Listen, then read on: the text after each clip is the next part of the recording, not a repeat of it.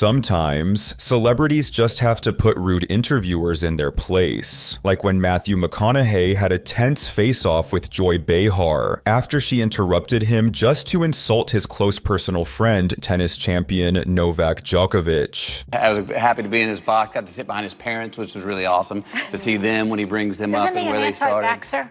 An anti-vaxxer? I believe so, yeah. Just say no. Things only got worse when McConaughey's political aspirations came up, with Behar nearly derailing the actor's campaign before it even began. Do you think you could get elected in Texas being anti-gun?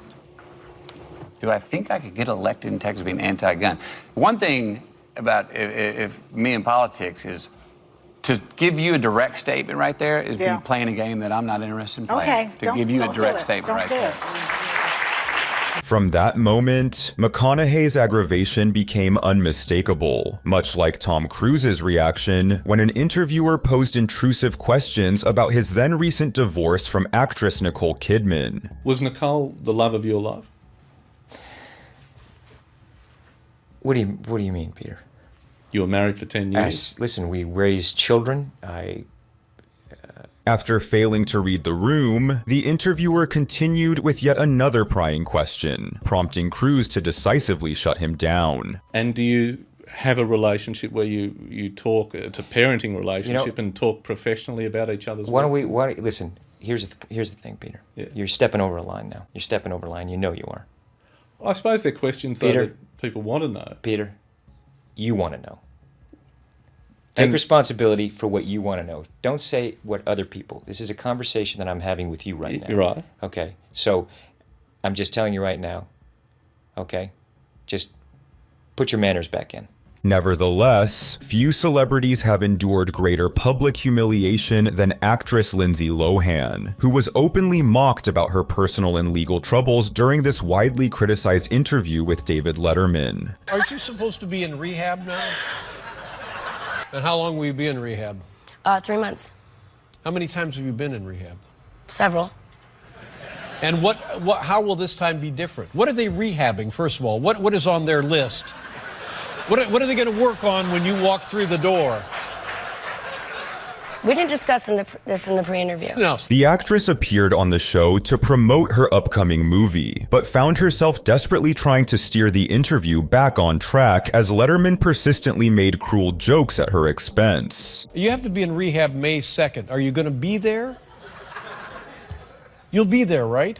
Who's taking you to rehab? You don't want to talk about that either, right?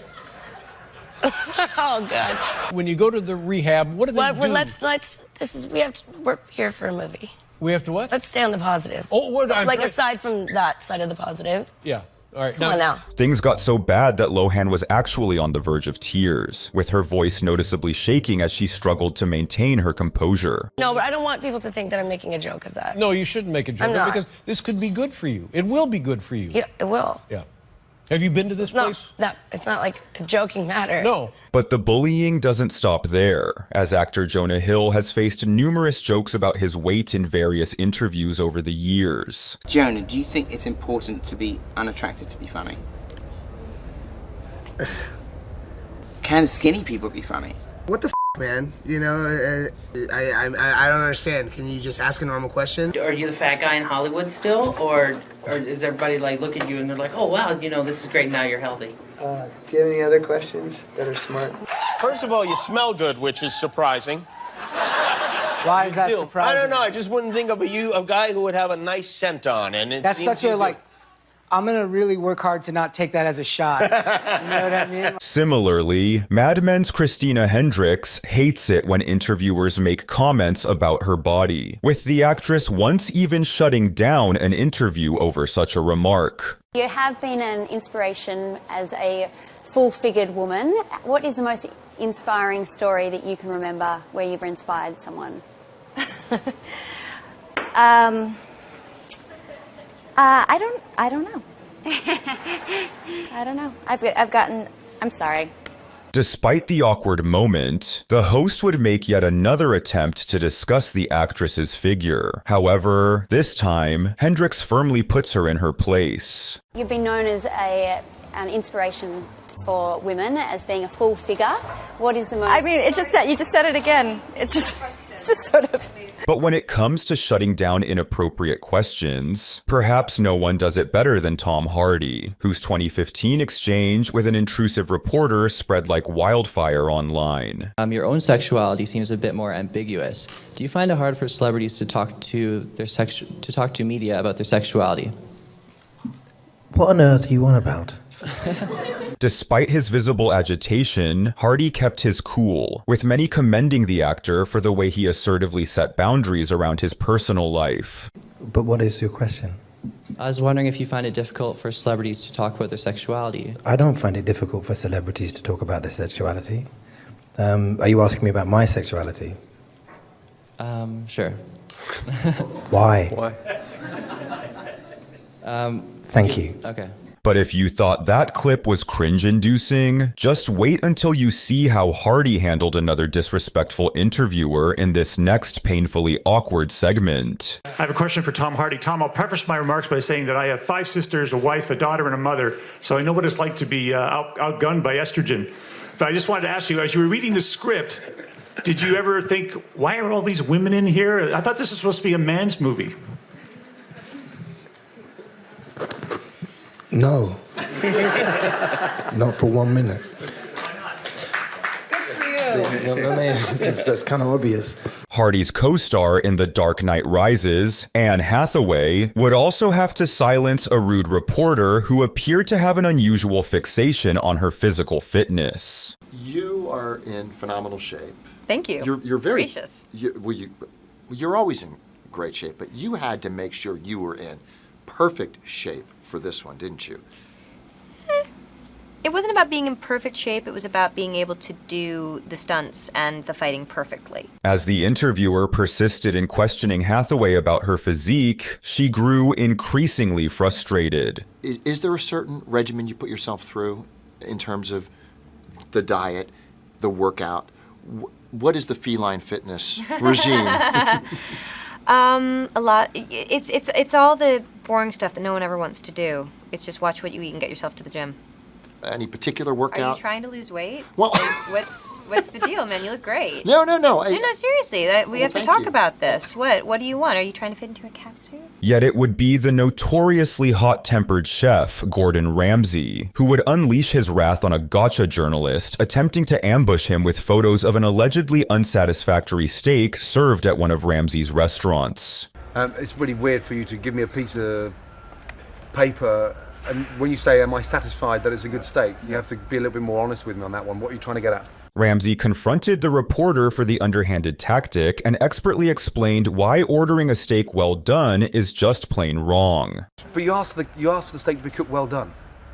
And is that a well done steak? Oh, come on. What is this? I mean, where can you, I mean, keep on rolling. For legal reasons, this is absolutely crucial. But how sad is this, that you asked for a steak to be cooked well done, okay? Now, whatever quality of beef it is, it's gone past any form of taste when you've cooked it well done. So you present me with a picture, God bless you, and you say, is that right? I don't eat steak well done. That's your prerogative because you're the customer. But unfortunately, you're never going to identify the quality of a beef when the steak is well cooked. So I'm really sorry to piss on your bonfire, but it's a bit of a stupid question. Thank you. Can I give you a paper back? Yeah. Oh my God. Thank you very I thought it was an intelligent interview. Things got highly personal in this next interview when actor Michael B. Jordan recognized a reporter who just so happened to be a former classmate who had bullied him before he rose to fame. And, you know, we know each other. We go way back all the way to Chad Science in Newark, okay? The corny kid, right? No, I did not say that. Misquoted for sure. No, you did not hear me say. I said we used to make fun of the name. But yeah, he is obviously killing things out here. The situation somehow got even more awkward when Jordan's Creed 3 co-star Jonathan Major showed up, with the interviewer quickly making him uncomfortable. Isn't this the sexiest man show off right here? Who's the sexiest man? Because now let's. This next clip is undoubtedly the most bizarre, as Jim Carrey would completely shut down a reporter attempting to interview him at New York Fashion Week 2017, with the actor launching into a rant that has since become infamous. There's no meaning to any of this, so I wanted to find the most meaningless thing that I could come to and join, and here I am. I mean, you got to admit it's completely meaningless. Although the reporter tried to provide context for the event to Carrey, he would scoff at her explanation, expressing his disbelief in fashion icons or in anything else for that matter. Well, they say they're celebrating icons inside. Celebrating Do you believe icons. in Boy, that is just the absolute lowest aiming, possibility that we could come up with. It's like icons. Do you believe in icons? I don't believe in personalities. I don't believe that you exist. I don't believe in icons. I don't believe in personalities. I believe that peace lies beyond personality, beyond invention and disguise, beyond the red S that you wear on your chest that makes bullets bounce off. I believe that it's deeper than that. I believe we're a field of energy dancing for itself. And I don't care. Carrey later explained that his erratic behavior stemmed from an existential crisis he experienced that year, during which he grappled with his sense of identity. Who did? There is no me. There's no you. No. We're not here. This is a dream? There's just things happening. And there are clusters of tetrahedrons moving around together. Okay. Yes. So what's happening in our world right now? Because there is a lot of news that actually is relevant that's not that Here's uplifting. the thing. It's not our world. None That's of this the is key. real? Nope. So you're just passing We don't through. matter. We don't matter. Oh, wow. There's the good news. Okay. In this next painful clip, you'll see a reporter attempting to flirt with actress Megan Fox, only for her to uncomfortably shut it down. I don't know if there's I don't know if there's a man alive who's not in love with you in some way. You're so silly. You know what am I really? You're a silly man. No, I'm not silly at all. You're a silly man in a checkered shirt. I am not. Wow. This interview has not aged well, as Fox has since openly addressed her experiences with objectification in Hollywood. You know, I think you're flirting with me. I'm kidding. Oh, dude. And speaking of interviews that aged poorly, back in Nude. The major thing that's changed since you were here last? Yes. I have now seen you naked. And I'm so sorry about that. I have seen you naked. Were you able to sleep afterwards?